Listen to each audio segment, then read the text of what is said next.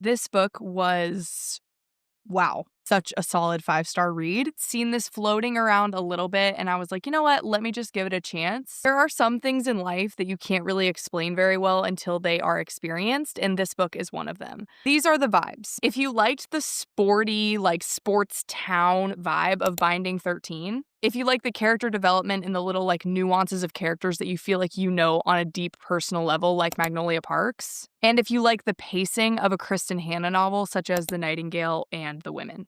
You get to know the largest cast of characters that I may have ever been introduced to at the forefront of a novel, but Fredrik talks about them like they are real people, and you get to know the ins and outs of their lives in a way that you are not confused about what's going on. You're not wondering like who you're reading about. You get to intimately know each of these characters in different phases of their life. This book feels like you just went through a super traumatic event, which they do, but someone you love is hugging you. That's how this book feels. There are two that come after this, Us Against You and The Winners, and I'm like 1/4 of the way through Us Against You, which takes place directly after this one ends. Essentially, we find ourselves in Beartown, this little tiny, tiny, obscure town in the middle of a forest. They're losing funding. They don't have a lot of people or jobs, but the one thing they do have is their hockey team. Let's preface, I know absolutely nothing about hockey, but this book made me understand why people would obsess so much over something that's holding their town together. Definitely check the trigger warnings because there are some very, very graphic things described in this book. However, it is not written in a way that makes you feel heavy. It does give knowledge to a lot of very intense topics, so make sure that you look at the trigger warnings before reading. We see the undercover politics behind this beloved sport in this town and how it essentially just tears people apart. Something very, very serious happens, and we get to see an entire town choose a side. It really introduces you to the idea of human nature and what certain decisions will lead to in your life if you choose them, while also giving you characters that have such vastly different moral compasses that you find yourself really asking, like, if I were in this scenario, what would I do? I genuinely feel like I know these people. This was just so much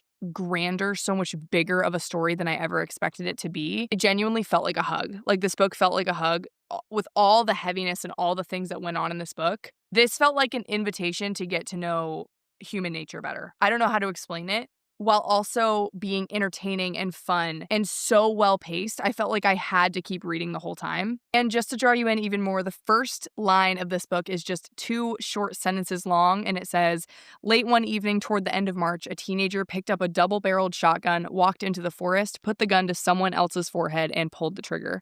This is the story of how we got there." And wow, is it a freaking story. Let me know if you've read this, let me know your thoughts, and let me know if you want to hear any more about it because it's so good.